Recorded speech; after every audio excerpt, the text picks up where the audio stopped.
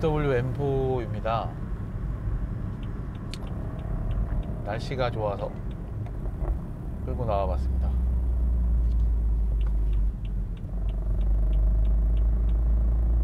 이 차에는 지금 아크라포빅 머플러가 장착되어 있는데요.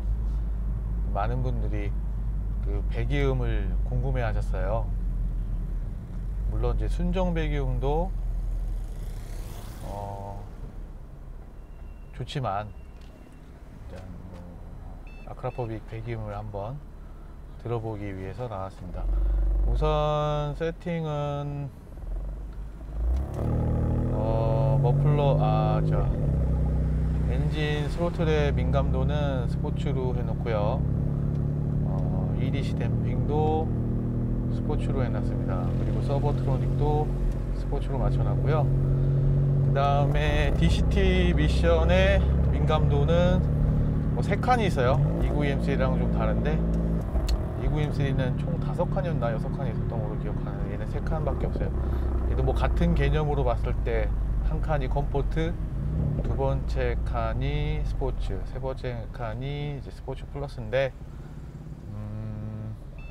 스포츠 플러스 3칸으로 풀로 다 채워놓고 드라이브 모드를 매뉴얼이 아닌 그냥 오토 자동 변속으로 해놓고 주행을 해보겠습니다. 중간에 제가 뭐 이제 엔진 그리고 EDC 댐핑 혹은 서버트로닉을 변경을 할 때는 제가 따로 언급을 해보겠습니다. 이 차 M4의 계기판을 보면 조금은 간결하죠. 뭐 옛날 그 29M3보다는 약간 뭐 밑에 이제 디스플레이도 되어 있고 해서 조금 더 세련된 느낌은 받을 수 있는데 간결하지만 또 필요한 정보들이 조금 나와 있었으면 좋았을 텐데 이 보조 디스플레이조차에서도 뭐 그런 건 나오진 않아요. 일단은 우리가 타는 데 있어서 가장 좀 많이 궁금해하는 게 이제 엔진 오일 온도와 미션 오일 온도일 텐데요. 이거를 이제 수온 게이지로 좀 어느 정도 가늠을 할 수가 있어요. 여기 지금 수온 게이지가 있는데 현재는 지금 한 90도 정도 되는 것 같아요. 그러니까 일단은 이게 냉각수 수온은 알고 계시다시피 엔진 오일 어떤 온도를 내리는데 엔진 오일하고 미션 오일 여러 그런 온도를 좀 내려주는 데 역할을 하는데요. 처음에 냉간시 시동에는 이 냉각수가 오히려 이런 날씨가 오늘처럼 뭐 따뜻하거나 여름에는 상관이 없지만 날씨가 추워지는 겨울로 다가갈수록 이 냉각수의 역할이 초기에는 엔진하고 미션을 빠르게 워밍업을 해줄 수 있는 역할을 해요. 왜냐하면 엔진하고 미션의 그 블럭의 온도보다 냉각수가 온도가 높기 때문이죠. 그리고 빠르게 히팅을 해서 엔진과 미션을 이제 워밍업을 도와줍니다. 초기에는. 그러다가 엔진과 미션이 이제 운동을 하기 시작하고 온도가 올라가고 그러면서 이제 그 순간부터는 엔진 오일, 미션 오일 온도가 냉각수 온보다 높아지게 되죠. 그때부터는 이제 냉각수가 본연의 업무인 쿨링 역할을 해주기 시작을 해요. 지금도 마찬가지로 냉각수 온도가 약 한 90도 정도가 됐는데 지금 상태면은 엔진 오일 온도가 100도에서 한 115도 115도란다. 그 정도 사이 100도에서 105도 정도가 되죠. 그러니까 M4 같은 경우에는 냉각수 온도에서 약 한 11도에서 많게는 한 15도, 평균 11도에서 13도 정도를 더하면 그게 이제 엔진 오일 온도와 미션 오일 온도와 거의 엇비슷할 거예요. 지금 만약에 수온이 90도면 엔진 오일 온도는 약 100도 정도 된다, 혹은 100에서 105도 사이 정도 되겠다라고 가늠하시면 거의 맞으실 겁니다. 그러니까 별도의 OBD를 이용한 다른 그 게이지가 없다 하더라도 이 수온만으로도 엔진 오일 온도와 미션 오일 온도를 운용하는데 도움이, 이 정도만 알고 계셔도, 뭐 정확한 수치는 아니겠지만 이 정도만 알고 계셔도 엔진 오일, 미션 오일 온도를 운용하는 데 있어서 큰 무리는 없을 것 같아요. 그리고 BMW M4, M3, 지금 현행 M3, M4 같은 경우는 쿨링 시스템이 굉장히 잘 돼 있어요. 트랙에서 많은 주행량을 하고 과격하게 해도 상당히 쿨링 역할이 좋더라고요. 특별하게 라디에이터라든지 기타 등등 쿨러를 변경하지 않아도 될 정도로 아주 강력한 쿨링 효과를 주고 있습니다.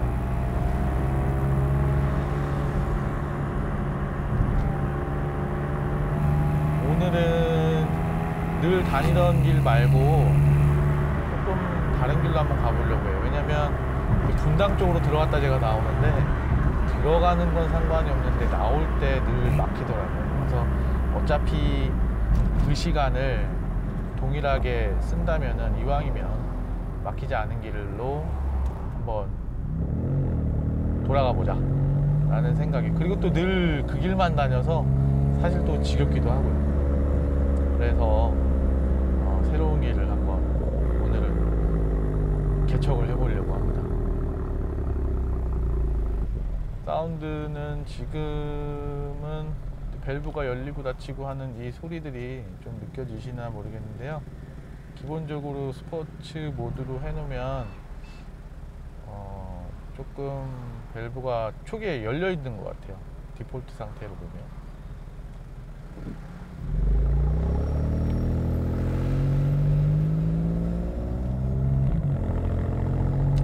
그리고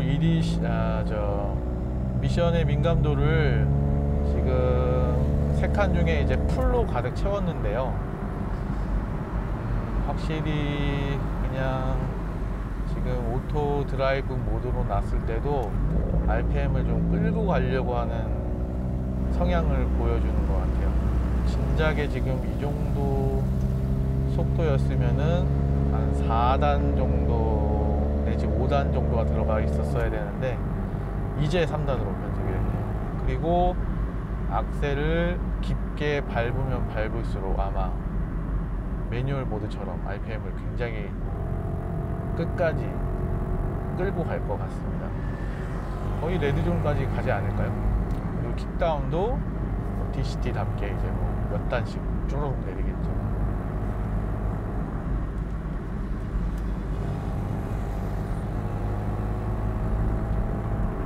어쩔 수 없이 이 현행 M4를 이제 292 M3와 비교를 할 수밖에 없는데요.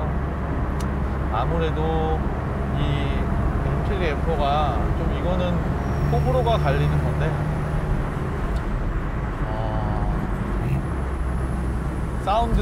사운드 면에서도 M3 M4 이 터보 엔진에 비하면 상당히 좋은 사운드예요. 근데 그 이전에 있었던 292 M3가 워낙 이 8기통 거기다가 독립식 스로틀을 장착한 NA 8000 RPM 이상을 사용할 수 있었죠. 1억짜리 차량에 8000 RPM 이상을 사용하면서 DCT 미션을 사용한 그런 차는 아마 M3 M4밖에 없었을 거예요. 지금도 마찬가지고요. 그 차에서 울려 퍼지는, 물론 이제 애프터마켓 머플러를 해야만 조금 더 박력 있는 사운드가 나오는데, 그 차에서 울려 퍼지는 사운드는 정말 아직까지도 기억이 생생합니다. 그리고 시프트 다운을 했을 때 그 특유의 랩이, 이 M3 M4는 절대로 그 맛을 따라갈 수는 없을 것 같아요. 그 부분은 아쉽지만 그래도 아주 파워풀한 그 토크로 인한 가속력은 또 이 차가 또 압권이죠. 그 맛에 또 M3, M4를 타는 게 아닐까 싶기도 합니다. 그리고 성향 자체도 미국 M3 같은 경우는 언더스티어 성향이 좀 강했는데 또 그리고 주행 질감이라는 게 M4보다는 좀 묵직했죠. 왜냐하면 토크 자체가 좀 플랫하기 때문에. 얘는 이제 터보 엔진이다 보니까 가속감이 좀 좋은 좀 느낌이고, 또 M292 M3에 비하면 언더스티어 성향이 좀 있는 것 같아요. 오버스티어 성향이 좀 있는 것 같아요. 이렇게 밸브가 좀 열릴 때는 좀 파워풀한 소리를 내주고는 있어요. 근데 사운드의 어떤 음색은 개인적으로 선호하는 타입은 아닙니다. 근데 어쩔 수 없이 이런 터보 엔진 사운드가 이런 소리를 그 베이스에 그런 소음이 다 있는 것 같긴 해요. 6기통이든 8기통이든 그 참 특유의 소리가 좀 있긴 있어요, 터보 엔진은. 날씨가 상당히 좋네요. 그리고 이 언제 이렇게 푸르른 녹음이 짙어졌는지. 좀 있으면 여름이 올 것 같습니다.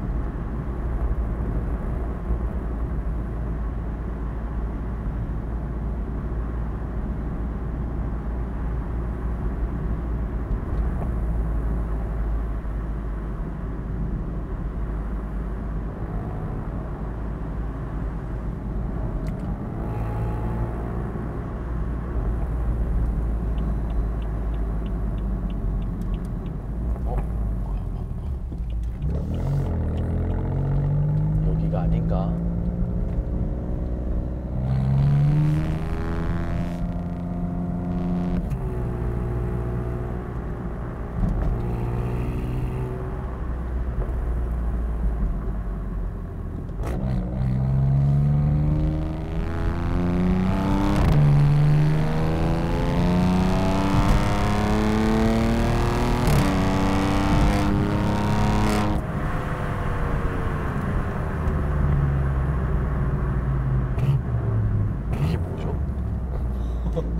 참나, 어처구니 없으려고 합니다요.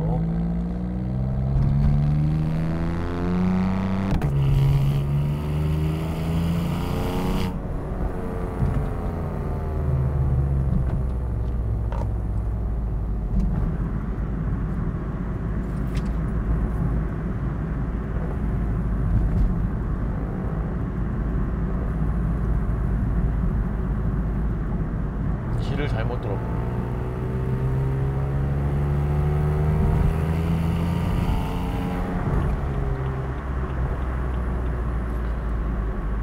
이렇게 또 꽃가루가 날리기 시작하면 또 비염, 저도 없었던 비염이 좀 생겼는데 콧물 질질 흘리고 다니고 있습니다. 유턴을 해야 하는데 여기서 못할 것 같고 다음에서 유턴을 해야 됩니다. 처음 가는 길이라 내비게이션이라도 들을 거예요.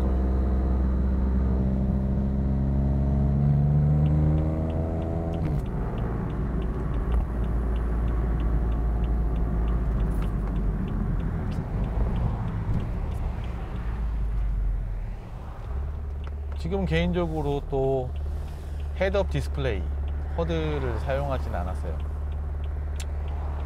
개인적으로 BMW의 헤드업 디스플레이는 조금 오히려 좀 운전하는데 시야를 좀 방해하는 것 같습니다. 근데 뭐 BMW 뿐만 아니라 다른 차량의 헤드업 디스플레이도, 그러니까 헤드업 디스플레이 자체가 어떤 집중을 하면서 운전하기에는 좀 이렇게 약간 눈에 거슬리는 것 같아요. 그런데 BMW의 헤드업 디스플레이는, 특히 이 차의 헤드업 디스플레이, 특히 M 모드일 때는 너무 화려해서 오히려 주행에 좀 방해가 되는 것 같아서 사용하지 않고, 일반적인 그냥 일반 모드에서 헤드업 디스플레이는 이제 속도하고 그 주행, 지금 내가 지금 주행하고 있는 이 길의 이제 제한 속도죠. 그게 표시가 되는데, 그게 좀 아쉬워요. 좀 그거를 좀 커스터마해서 뭐 지금 사용하고 있는 기어나 혹은 RPM이나 이렇게 좀 기호에 맞게끔 변경을 할 수 있었으면 좋았을 텐데, 딱 그냥 그게 딱 간결하고 가장 좋은데 좀 아쉬워요.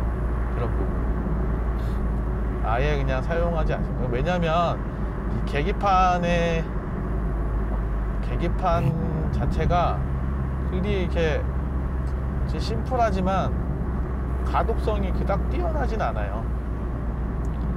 페라리 지금 나오는 488 같은 경우는, 458 같은 경우는 정면을 주시해도 그 계기판에서, 그러니까 주시를 하고 있지만 그 아른거리는 그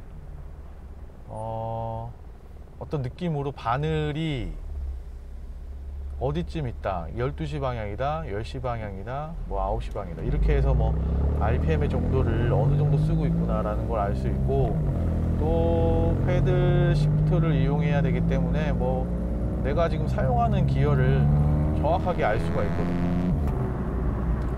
근데 일단 지금 이 차는 정면을 응시를 하면은 계기판을 한 번쯤 이렇게 의식해서 봐야 내가 지금 사용하는 RPM이다. 물론 이제 뭐 엔진의 사운드를 들어보면 어느 정도 RPM이구나 이런 걸 알 수 있겠지만, 어쨌든 계속해서 시선을 끄트리는 데는 조금 아쉬워요. 그런 부분.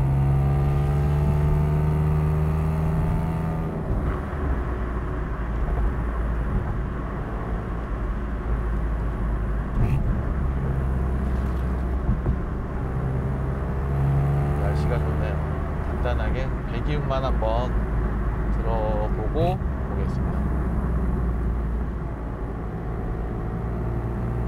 여전히 엔진도 스포츠, 그러니까 스로틀의 예민함도 스포츠고, EDC 댐핑도 스포츠, 그리고 서버트로닉 핸들의 어떤 무게감도 스포츠 상태입니다. 그리고 미션, DCT 미션의 민감도만 현재 3칸, 그냥 같은 개념으로 스포츠 플러스 정도 된다고 보시면 될 것 같습니다. 드라이브 모드는 지금 그냥 오토 드라이브, 매뉴얼 모드는 사용하지 않았습니다.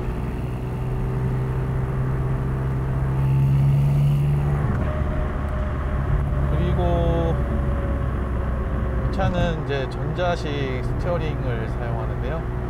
지금은 이질감은 없어요. 오히려 조금 뭐 엔진의 파워를 손실없이 사용할 수 있다는 점에서 좋고, 이질감도 없는 것 같아요. 그냥 약간, 그런데 이제 서버트로닉을 3단계로 해도, 가장 스포츠 플러스를 해도 제가 가지고 있는 320D보다 무겁진 않다 라는 거 조금 있네요. 그러니까 일상 주행하시기에는 되게 편해요. 돌리기도 편하고. 그리고 또 스티어링 앵글을 많이 사용해야 되는 상황에서는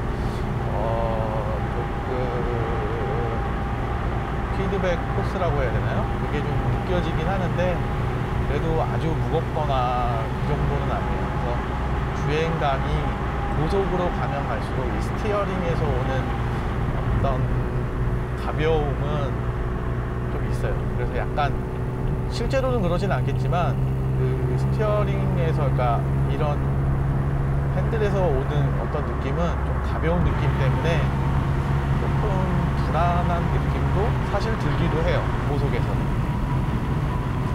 하지만 실제 차량은 무겁게 묵직하게 잘 나가고 있습니다. 그리고 핸들도 두께감도 적당하고요. 성인 남자분들 일반적인 그런 소나기에 착 감길 정도로 좋고, 가죽의 느낌도 좋고. 근데 사실은 보통 이제 포르쉐 같은 경우는 좀 얇아요, 두께감이. 왜냐면은 그 레이싱 글러브를 사용했을 때 그때 이 파지감이 너무 두툼하지 않아야 되거든요. 그런 것 때문에 일부러 이제 얇게 쓰고 있는데, 뭐 얘는 그냥 약간 좀 두툼하지 않은 얇은 그냥 레이싱 글러브까지는 괜찮을 것 같아요. 파지감도 좋고.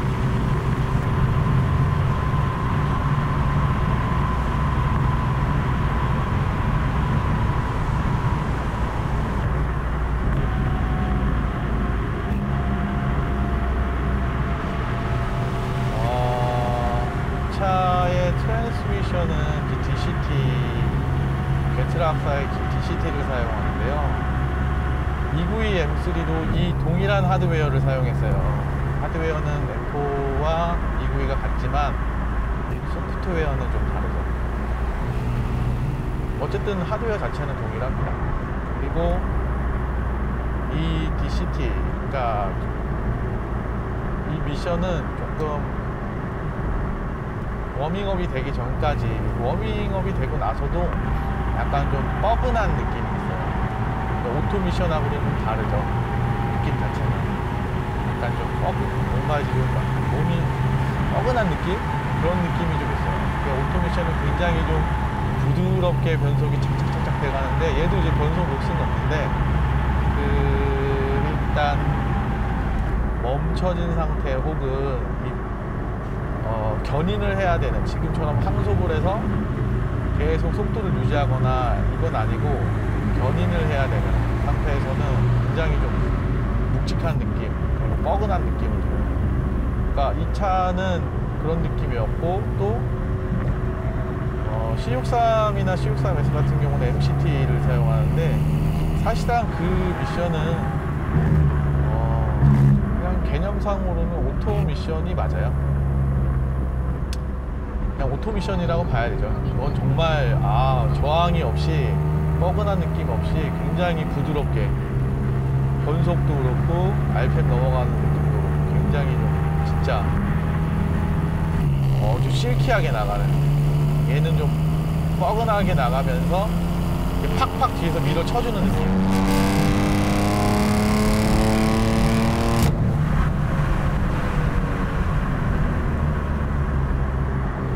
그런 느낌은 좀 있는 것 같아요.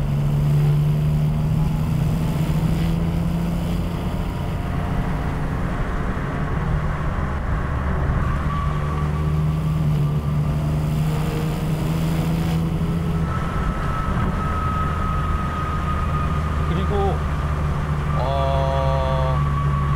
이 엔진의 민감도 있잖아요.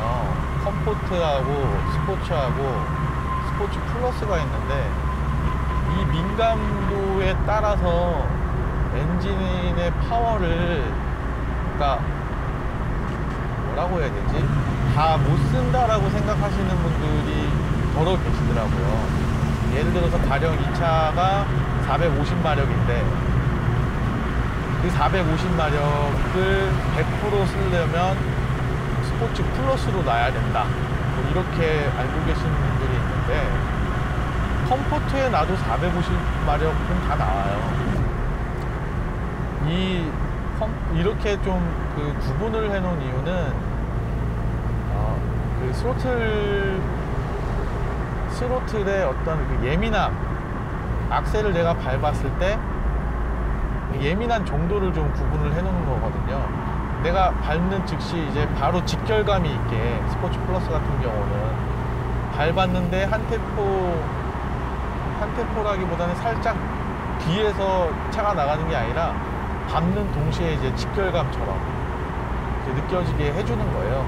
그러니까 컴포트는 조금 더 그냥 편안하게, 말 그대로 이렇게 주행을 해주고, 스포츠는 그 중간.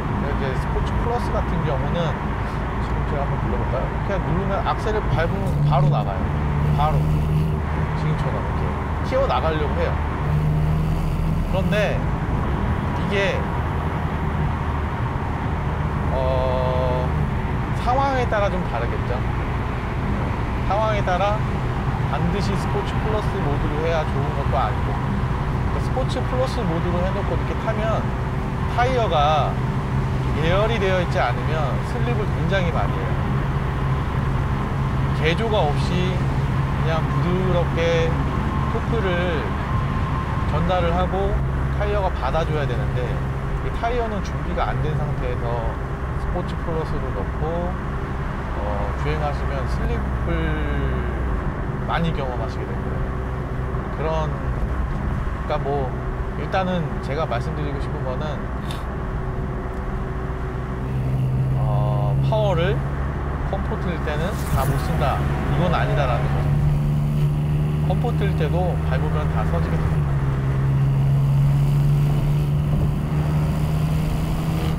오히려 주행의 질감은 미션의 민감도에서 좀 좌우를 많이 하는 것 같아요. EDC 같은 경우도 사실 지금 스포츠 모드인데, 여기서 한 칸을 더 올려서 타도 조금 단단한 느낌. 그러니까 그 폭이 그렇게 크진 않아요, 생각보다.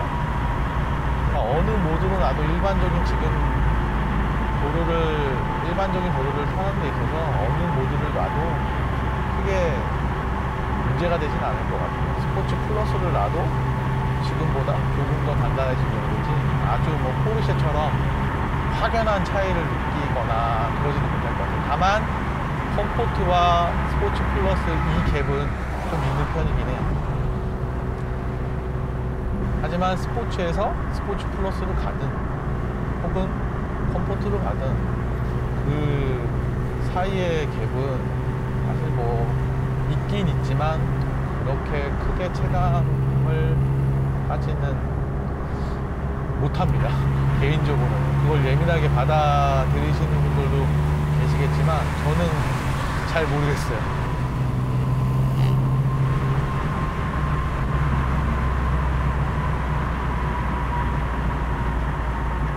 여기까지만 갔다가 다시 돌아오겠습니다.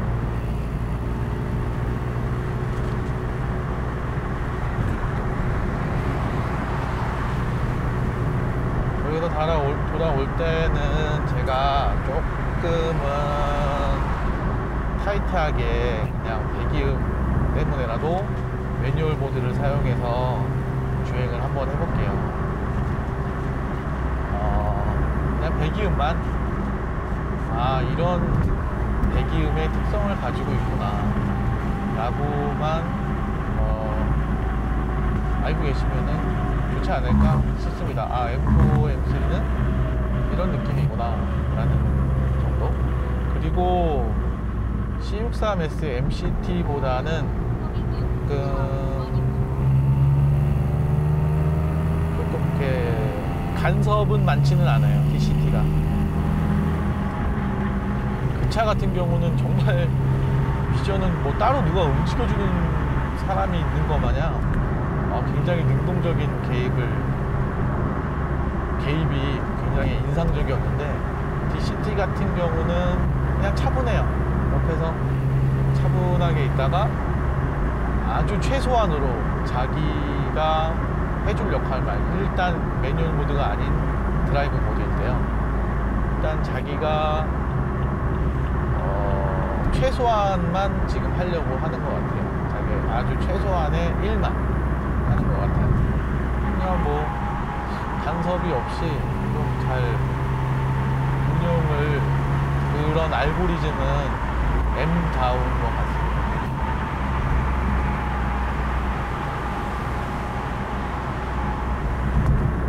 MCT 같은 경우는 이제 배기음만 이제 브레이킹을 딱 해도 느껴지는 배기음이 굉장히 현란하거든요. 근데 얘 같은 경우는 그냥 한번 그 브레이크를 지금 상태에서 한번 지그시 밟으면 그냥 시프팅만 한번 가볍게 해주는 정도.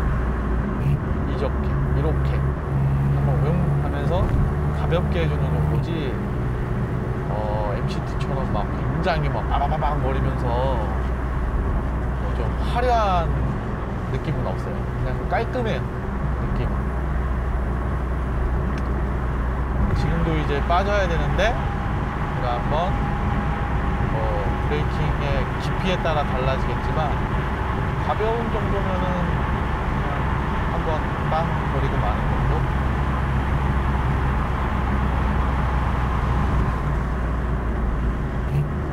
지금처럼 말이죠. 악셀링을 안 하고 브레이킹만 살짝 해줬는데 재밌습니다.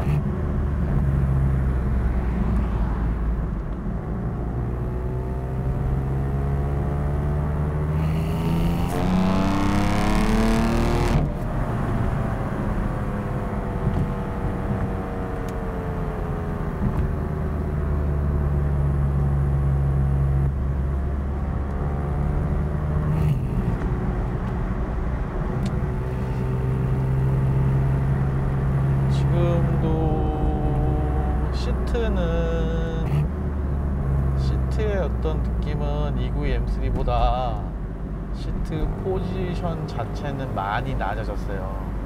292 M3 같은 경우는 전에도 제가 한번 말씀드린 적이 있는데, 제가 가지고 있는 일반적인 3 시리즈 320D보다 오히려 시트 포지션이 높았거든요. 그 시트 밑에 뭐 각종 모듈이 잔뜩 들어가 있다 보니까 시트 포지션이 높아서 그 순정 시트에 헬멧을 쓰고 트랙 주행을 하면 천장에 머리가 닿을 정도였었습니다. 그러니까 그 정도로 약간 높은 시트 포지션을 가지고 있었고, 그리고 이 폼 자체도 굉장히 좀 스포츠카답지 않게 좀 두툼했었고, 가죽 소재도 좀 되게 말랑말랑했어요. 좀 약하다고 해야 될까요? 이게 좀 부드럽고 얇은 느낌? 그래서 잘 늘어났었죠. 근데 M4 같은 경우는 좀 폼 자체도 단단하고 시트 포지션도 낮아졌고, 그리고 버킷의 그 시트의 디자인도 상당히 좀 많이 좀 세련됐죠. 그리고 지금 앉아있지만 제 머리 위로 주먹 하나 이상의 공간이 남아서 이 상태에서 그냥 아주 라이트하게 그냥 클럽 주행을 할 때 헬멧을 반드시 사용해야 되는데, 그때도 이 헤드룸은 공간이 남아 있더라고요. 헬멧을 사용해서 저도 한번 주행을 해봤는데요, 충분히 헤드룸의 공간이 남아 있어서 좋아요. 하지만 시트의 그 그 요추를 잡아주는 부분하고 이 옆구리 부분을 잡아주는 게 사실 좀 느슨해요. 제가 그렇게 뭐 마른 편은 아닌데도 끝까지 이제 조임을 했는데도 좀 허리가 좀 노는 경향이 있어요. 그 외에는 모든 게 다 만족스럽습니다.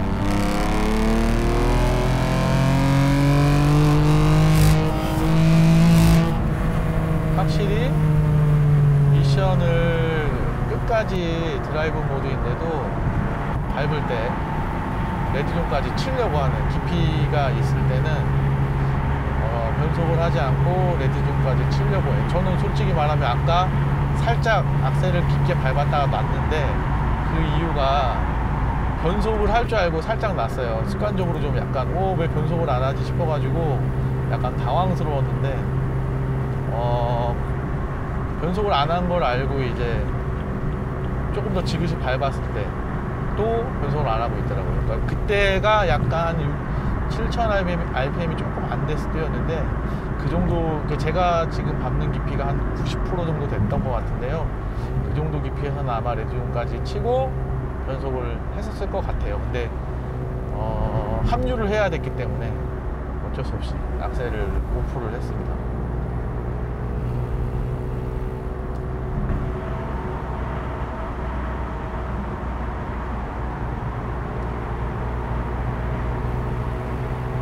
펀치력은 딱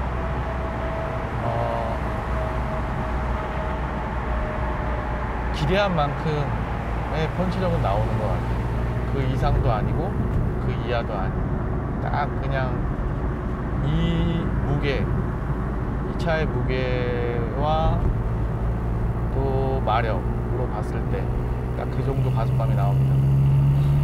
지금은 뭐 타이어도 충분히 이제 워밍업이 된 상태고, 또 날씨가 지금 따뜻해서 지면 온도도 좋은 상태라서, 예전 같았으면은 아마 3단에서 이렇게 가속을 했으면 막 이제 슬립을 해요. 여기에 막 이렇게 떠요.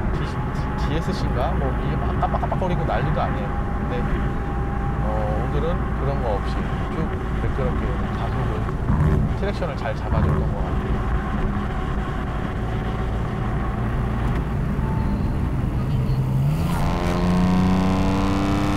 그냥 6기통에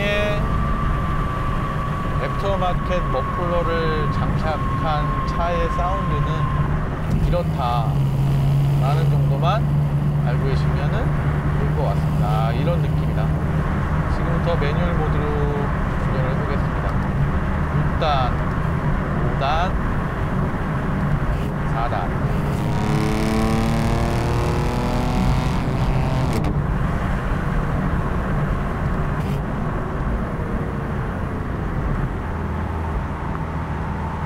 그 랩빙 자체가 굉장히 날카롭진 않아요. EQM3 같은 경우는 랩빙이 굉장히 좀 경쾌하면서 시작과 끝이 명확했는데, 아무래도 이제 독립식 스로틀이 아닌데다 터보 엔진이다 보니까 그런 랩빙 부분이 끝에가 좀 흐리죠.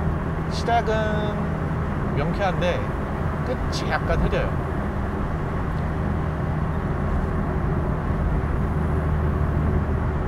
그러니까 약간 끝이 희미한 느낌이죠. 명쾌하게 딱 마침표가 끊어진 게 같지가 않아요.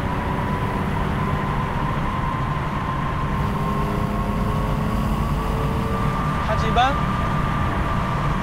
이런 파워풀한 가속력은 굉장히 만족스럽습니다.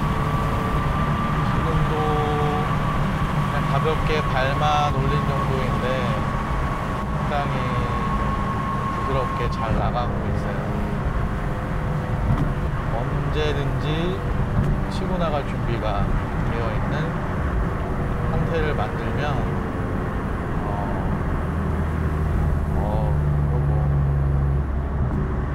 어딜 가서든 누가 어떤 상태에서도 아주 자유롭게 운전을 할 수 있을 것 같아요. 내가 원하는 대로 제한이 없이 운전을 할 수 있을 것 같습니다. M모드는 두 개가 있어요. 전작에는 이제 M모드가 하나였는데, 얘는 두 개의 모드에 이제 설정 값을 넣을 수가 있고요. M모드는 말 그대로 이제 바로가기를 설정하는 거예요. 내가 기호에 맞게끔 설정을 맞춰서 바로가기. 굳이 M모드라고 해서 항상 빠른 세팅을 할 필요는 없고요. 한쪽은 굉장히 컴포트한 세팅을 해놓고, 다른 한쪽에는 조금 타이트한 주행 설정을 해놓는 게 요즘의 추세인지 일반적인 상황인 것 같아요.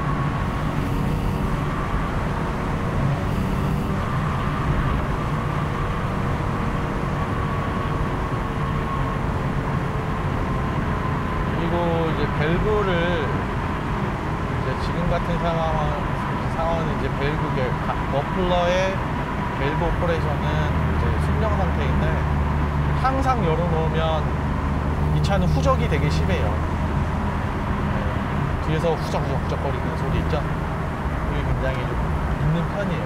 후적을 많이 한다는 건, 그러니까 그닥게 퍼포먼스로 봤을 때는 좋은 현상은 아니거든요. 그래서 이제 밸브 시스템이 있는 거죠. 닫아줘서 배압을 형성해 주거나 할 때는 해주고, 이제 열어줘서 이제 플로우를 빠르게 해줘야 될 땐 해줘야 되는, 그러니까 그거를 이제 가변식 플랩으로 이렇게 조절을 해주는 거죠. 근데 애프터마켓 머플러라서 밸브 오퍼레이션이 순정이더라도 후적은 좀 있는 편입니다.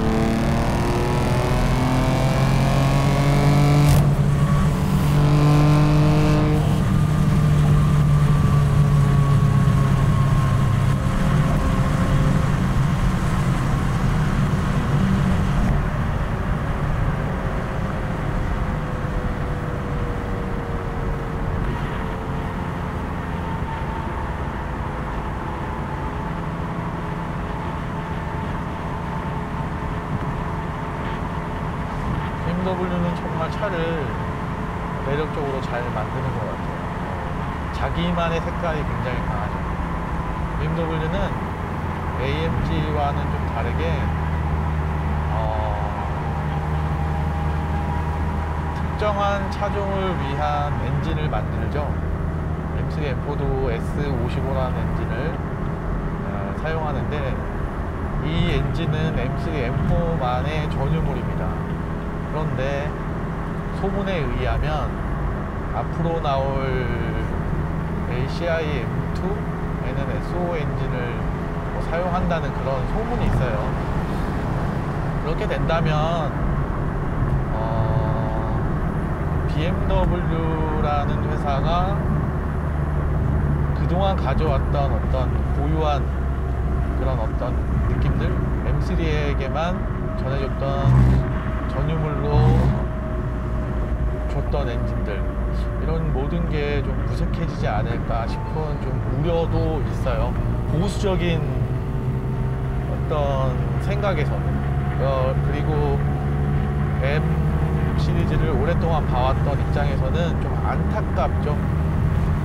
M2는 오리지널 M은 아니기 때문에 물론 이제 그 차에 좋은 엔진을 넣어줘서 아주 컴팩트하고 엑기스, 그러니까 레이싱에 즐거움을 줄 수 있는 아주 다이나믹한, 저도 이제 사실은 SO 엔진이 M2에 들어가면 정말 기대가 되겠다, 정말 재미난 차가 나오겠다 라는 생각이 들면서 한편으로는 조금 아쉬운 부분도 없지 않아 좀 있어요. 그런 부분에서 M4, M3를 가지고 있는 소유자 입장에서는. 그리고 또 그 엔진은 M3, M4만의 전유물이다라는 거를 알고 있는 입장에서는, 아니 왜 이런 이례적인 행동을 하려고 하지? 아직 루머지만 만약에 그렇게 된다면 그런 조금 생각이 들 것 같아요. 물론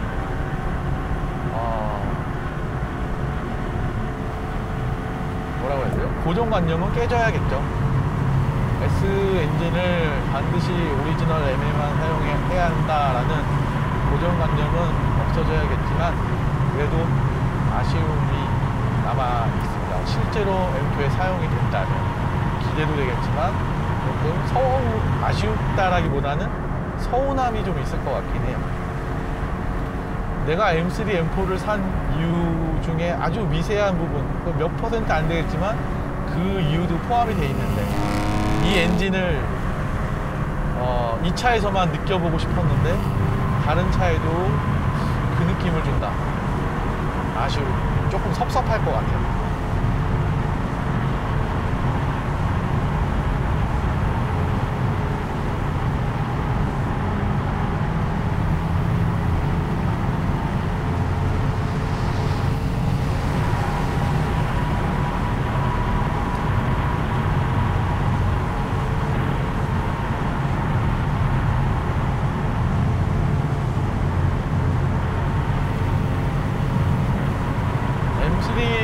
M4에 관심이 있으신 분들한테 저는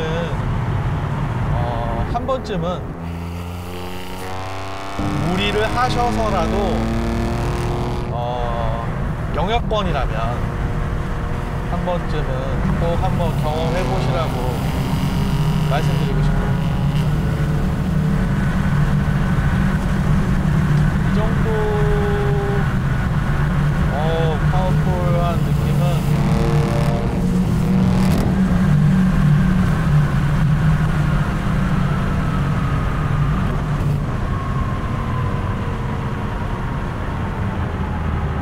압권이죠. 이런 경쾌한 느낌은 정말 C63S보다는 좋아요. 전반적인 게 C63S가 너무 잘 나와서. 그러니까 M3, 어떤 분이 M3, M4가 끝물인 입장에서 M3를, 그러니까 세단 기준이겠죠. M3를 선택하겠냐, C63을 선택하겠냐 라고 한다면 전 단호하게 M3를 선택합니다. 그런데 M3와 C63S를 비교한다 그러면 좀 얘기는 달라질 것 같아요. 그렇다면 전 C63S를 선택할 것 같습니다. 이 차에는 또 상당히 많은 카본 파츠가 들어가 있어요. 지금 기본적으로 대시보드하고 여기에도 제가 지금 손가락으로 지금 가리키는 이 부분이 실내에는 이제 순정으로 이제 카본으로 들어가 있고요. 이거 여기 같은 경우는 이제 사이드 브레이크 레버, 그리고 기어 너브의 카본 커버, 그리고 여기 판넬, 그리고 여기 손잡이, 이쪽 손잡이 카본. 이거는 이제 M 퍼포먼스 파츠고요. 이제 바깥쪽도 외관에도 이제 되어 있는데 순정으로는 이제 천장, 루프가 이제 카본으로 들어가 있죠. 경량 소재로. BMW가 이렇게 어느 날 갑자기 카본 소재로 된 아이템을 많이 만들고 있어요. M 퍼포먼스도 그런 개념에서 좀 탄생이 된 건데, M 퍼포먼스 파츠로 해서 이제 M 시리즈 뿐만 아니라 그 일반 시리즈에서도 상당히 많은 카본 파츠들이 이제 출시가 되고 있는데요. i8을 소개할 때 제가 한번 말씀드린 적이 있는데, BMW는 SGL이라고 하는 카본 회사의 지분을 직접적으로도 지분을 많이 가지고 있지만 아주 다양하고 입체적으로 많이 가지고 있어요. 그 BMW가 지분을 많이 가지고 있는 뭐 B회사의 B회사가 또 SGL의 지분을 가지고 있고, 또 BMW 가문의 개인이 좀 가지고 있는 것도 있고요. 그래서 상당히 많은 SGL의 지분을 가지고 있다 보니까 SGL을 많이 지금 이용을 하고 있죠. i8 같은 경우도 그 카본 모듈도 SGL에서 지금 생산을 하고 있고, 이런 카본 파츠들이 모두 다 SGL을 통해서 지금 생산이 되고 있는 겁니다. 외관 쪽도 마찬가지고요. 그래서 품질은 개인적으로 굉장히 만족을 많이 하고 있어요. 근데 다만 아쉬운 거는 이미 이제 이런 외관도 마찬가지고 트렁크 스포일러나 디퓨저나 뭐 사이드 밀러 커버, 이제 외관 쪽 그렇죠. 뭐 하단에 들어가 있는 립 스포일러, 이런 것들 다 M 퍼포먼스로 나오는데, M 퍼포먼스가 이런 파츠들을 카본으로 내놓기 이전에 M 시리즈는 애프터마켓의 튜너들이 디자인을, 자기네들의 고유한 디자인을 이용해서 다 이미 만들어 왔었죠.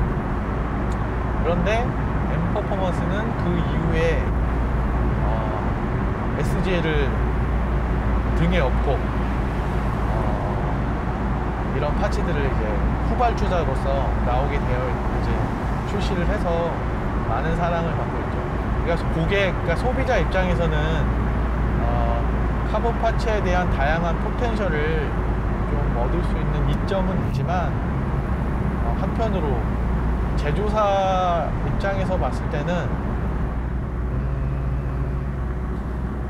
대형마트가 시장 음식까지 뛰어드는 그런, 이렇게 표현하면 좀 맞을지 모르겠지만, 대형마트가 떡볶이나 순대 같은 것까지 시장에서 판매하는 그런 고유한 음식까지 이제 잡아먹으려고 하는 것 같다, 뭐 그런 비슷한 상황이 아닌가 싶은 또 우려도 좀 있어요. 그래서 뭐 저는 이 차는 그렇게 M 퍼포먼스 파트로 이제 빌드업이 된 상태에서 이 차를 구매를 했고, 사실은 핸들도 되어 있었지만 부담스러워요. 알칸타라 손에 땀이 많으면 또 이제 좀 오염도 되기도 하고, 또 저는 이제 흡연을 하진 않지만 흡연하시는 분들은 알칸타라 이 핸들이 굉장히 부담스러울 거예요. 이 냄새가 많이 배거든요. 그리고 약간 스포티한 느낌도 알칸타라의 M 퍼포먼스 파츠가, 여기도 또 카본이니까 이렇게 조금 더 이제 감성적인 측면에서는 도움이 되겠지만, 여기 또 스티어링 앵글 그 스트라이프도 있고요. 그래서 감성적인 측면에서는 도움이 되겠지만, 그런 관리가 쉽지 않다면 관리를 좀 필요로 하기 때문에 좀 그렇게 해서까지 이 핸들을 써야 되나 싶은 생각도 들었습니다. 그래서 떼게 됐고, 또 하나의 이유는 이 순정 핸들은 그 열선이 깔려 있어요. 그래서 겨울철에 여기 이쪽에 이제 버튼을 누르면 보이나요? 스티어링 휠 히터 활성화됨. 지금 한 번 더 누르니까 비활성화됨 이렇게 써 있는데, 이게 안 돼요. M 퍼포먼스 스티어링 휠은. 물론 이제 알칸타라라는 소재 자체가 이제 얘보다는 좀 따뜻한 느낌을 주긴 하지만, 그래도 원래 있는 기능을 못 쓴다면 조금 아쉬움이 있을 것 같아서 과감하게 그 부분은 팔았습니다. 그래서 이 차는 당시에 한 1년 전쯤 M 퍼포먼스 파츠로 1년이 좀 넘었죠. 1년 조금, 한 1년, 작년 한 1월 정도에 M 퍼포먼스 파츠로 이제 다 빌드업이 됐는데, 그때 기준 이후에 나왔던 파츠들은 이제 당연히 안 돼 있고, 그때 당시까지 나왔던 M 퍼포먼스 파츠는 매트하고 제 오른쪽에 있는 암레스트 있죠? 이 암레스트를 제외한 모든 M 퍼포먼스 파트는 다 장착을 했었습니다. 그리고 그 이후에 스티어링 휠만 순정으로 다시 원상 복구를 시켜놨죠.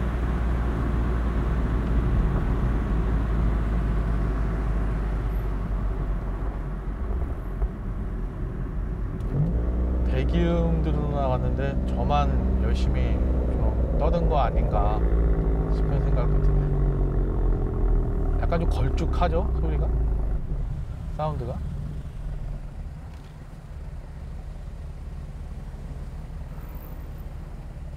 그리고 얘는 드리프트 박스라고 해요. 보시면 속도도 잴 수 있고, 제로 100, 뭐 제로 200, 제로 300, 제로 400 다 잴 수 있고요. 일단 GPS 기반으로 체크를 하고, 여기에 모듈을 탑재를 해서 차량에 연결해 가지고 각종 정보도 다 볼 수 있고요. 이 제품을 가지고 있은 지도 벌써 한 10년 가까이 된 것 같아요. 제네시스, 제가 후륜차를 처음 탔을 때, 그러니까 제네시스 3.8 수동, 거의 한 10년 가까이 된 것 같은데, 그때 한 8, 9년 전이었던 것 같은데, 그때부터 가지고 있었던 건데요. 드리프트 앵글이나 이런 거를 볼 때도 좋고, 아주 공신력이 있는 제품이에요. 그래도 나름대로 여기서 나온 제로 100, 뭐 구간별 속도 이런 것들을 그래도 나름대로 공신력 있게 표현을 해주죠. 지금은 더 많은 제품들이 많이 나왔죠. 지금 뭐 에임이라든지 뭐 있는데, 다 이 드리프트 박스의 후속 개념, 그러니까 경쟁 모델인 거죠. 신제품이기도 하고, 에임 같은 경우는 조금 더 발전된, 그러니까 뭐 예를 들어서 어떤 인캠에 연결해서 볼 수도 있고, 뭐 얘도 다 가능은 합니다. 추가 구입을 하면. 얘보다 좀 라이트한 제품이 이제 퍼포먼스 박스가 있는데, 그거는 이제 드리프트 박스의 일부 기능을 좀 저렴하게 판매를 했고요. 얘는 조금 더 많은 기능이 있습니다. 속도계도 아주 오차없이 정확하고, 뭐 G포스나 뭐 이런 것들도 다 볼 수도 있고, 이 제품을 사용하시는 분들이라면 아마 꽤나 오래전부터 모터스포츠나 뭐 와인딩이라든지 트랙 주행에 관심이 많았던 분들이 뭐 아직까지도 가지고 있지 않을까 싶은 생각이 들고요. 또 사실 아시는 분들도 많지는 않으세요. 네. 그냥 거의 뭐 초기에 디지털화된 그냥 차량용, 뭐라고 해야 되죠? 그냥 그런 기록 장치, 레코딩 장치라고 하시면 될 것 같아요. 여기에다가 뭐 트랙 그 인재라든지 뭐 세계 각국의 그 트랙에 데이터를 넣어놓고 그 안으로 들어가면 그 스타트 피니시를 인식을 해서 자동으로 인식을 해요. 달리면 바로 지가 랩타임을 재요. 이제 저 같은 경우는 여기다가 이제 영암 서킷을 넣기 때문에 지금 이 상태로 영암을 달려가서 트랙을 달리면 얘가 이제 랩타임을 체크를 합니다. 폰더하고 예전에 한번 비교를 해봤는데 오차는 거의 없었습니다. 0. 몇 초 차이? 그러니까 아주 뭐 0. 몇 초까지 기록을 세밀하게 재야 된다라고 한다면 사실 폰더 기준이 맞고요. 그냥 라이트하게 내가 어느 정도 수준이구나 가늠을 하기에는 이게 딱 좋아요. 그리고 그 로그를 바탕으로 해서 컴퓨터에 나의 뭐라고 해야 되죠? 브레이킹 포인트 하고 악셀링 포인트, 그리고 어느 코너에서 어느 정도 브레이킹을 했고 또 탈출은 어느 정도 속도로 했고, 이게 다 기록에 남아요. 굉장히 좀 좋아요. 그러니까 어떤 트랙에서 자기의 주행 관리를 하는 데는 굉장히 좋아요. 한참 굉장히 많이 애용을 했고 공부도 많이 했던, 데이터를 보고 시뮬레이션도 많이 하고 고저차 뭐 이런 것도 다 나오고, 굉장히 재밌는 물건이죠. 알면 알수록. 모르면 그냥 속도계나 다름없어요. 여기에 달려있는 뭐 스티어링 앵글하고 뭐 이런 거 나오고 뭐 피크점 나오고 뭐 그런 건데, 뭐 어쨌든 이렇게 가끔은 또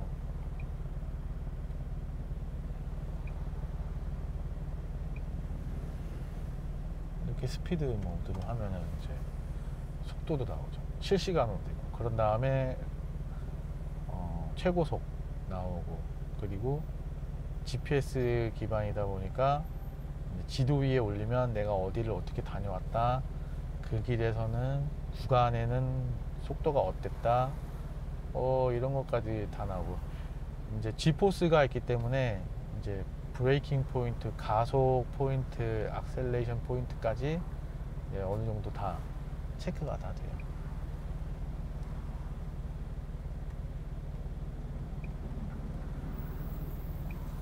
그런 아주 지금은 뭐 유물 같은 장치인데 아직까지도 뭐 인정을 받고 있죠. 이 드리프트 박스의 기록은 누가 반박하지 못합니다.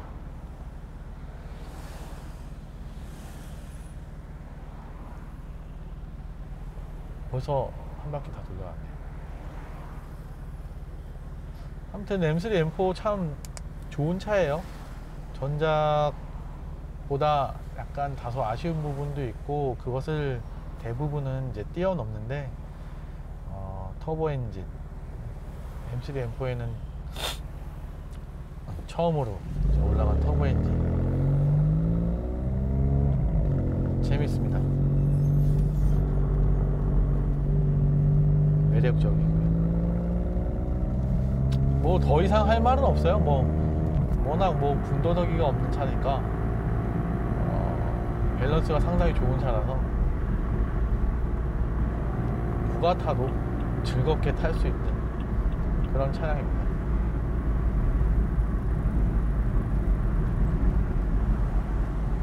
그리고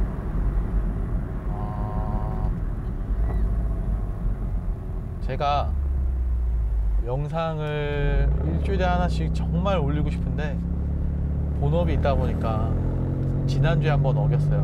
근데 저도 이번에도 이제 어떻게든 이번 주에는 영상을 하나 올려야겠다라고 생각을 해서 지금 나온 건데 이게 쉽지가 않네요. 어쨌든 지난주에 약속을 지켜드리지 못해서 대단히 죄송합니다. 노력은 할 텐데 현실적으로 일주일에 하나씩은 쉽지가 않을 것 같네요. 그래도 여러분들이 지루해하지 않게끔 영상을 또 잊지 않게끔 영상을 계속해서 꾸준히 올려보도록 하겠습니다. 끝까지 봐주셔서 대단히 감사하고요. 봄날 비염 조심하시고 미세먼지 마스크 꼭 사용하십시오. 또 운전도 조심하시고요.